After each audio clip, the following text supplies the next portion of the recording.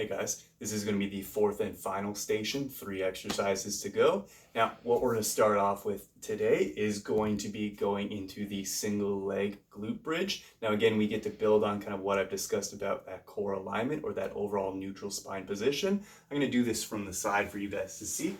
So lying on your back, I'm going to have my head resting against the ground. If you would like to bring the thumb and middle finger into help cue, you can. From here, I'm going to be bringing one knee up, pulling that knee up to the chest. Opposite foot is going to be flat against the ground, sole of the foot flat against the ground, or I'm okay with heel being in that contact with the toe pulled up towards the shin. From here, I'm going to go into a controlled press through the ground, having the body come up as one unit, and then control lower down to that start position. Repeat, and then control down. Now again, big squeeze up at that top position. I'm okay if you have a little bit of that slight posterior pelvic tilt where that belt buckle is coming up towards the chin. Try not to overdo it, all the while controlling back down to the start position and then repeating on up. After all repetitions one side, switch onto the opposite side, reset by pulling that knee up to the chin. Repeat up, keeping that big squeeze into that offside, almost like you're pinching a tennis ball between your thigh and your belly, and then driving through that control position up onto the shoulders, easing your way on down. The next exercise is going to be an offshoot or variation of the dead bug position. You're going to need a towel, a strap, or a pair of jeans in this case, and an anchor point. Now again, that can be using a bed frame, it can be using a pillar, you can be using some form of anchor just to wrap around that source of tension. From here, I'm going to lie on my back, bring the attachment just directly over the head so that it is running directly parallel with the trunk, basically in that midline position. From here, I'm going to go into that dead bug position, shins parallel with the ground, low back pressed into the ground, big brace into that belly like someone's going to punch me in the gut. And from here, I'm actually also going to try to get a little bit of engagement into the lats, the big muscles leading up to the back of the armpit. In that position, I'm going to imagine that I'm going to hold tightly on that anchor point, and then imagine that I'm trying to pull my hands towards my knees, but you can't because that tension will be there. That strap is only so long. Now from here, I'm going to be extending right leg out, control back to start position. Again, resetting, making sure that low back is pressed against the ground. Big brace in through the belly, extend. Opposite side, control back to start position. You can see I'm getting a little bit of shake just from that tension. Control back to start position, keeping shoulders down and back.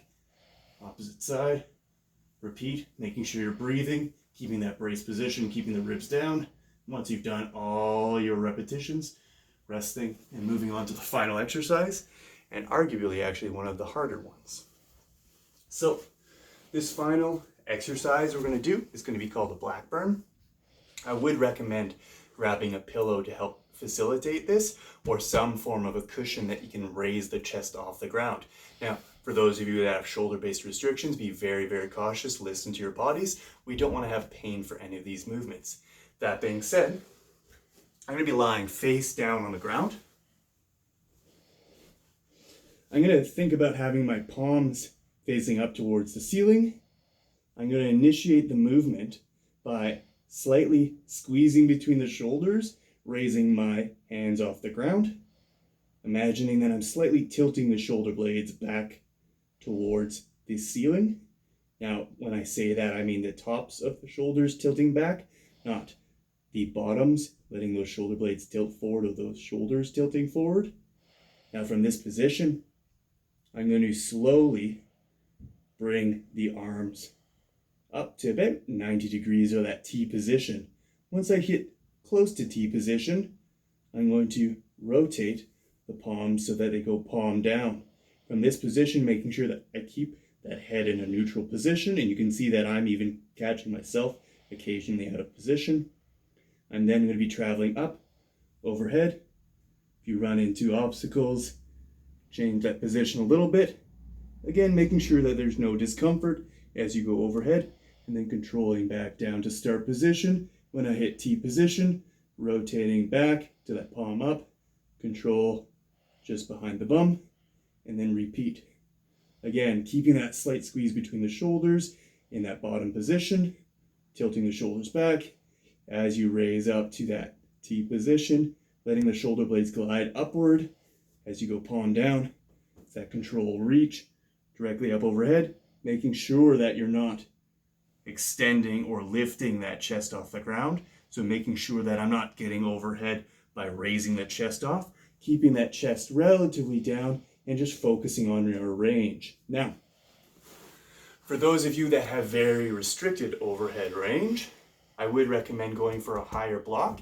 And if you can't, keep your arms in that kind of that frontal plane or directly in line with the body. If they drop forward a little bit as you go up overhead, that's completely fine. Just focusing on no discomfort, especially in through the front of the shoulder with that movement.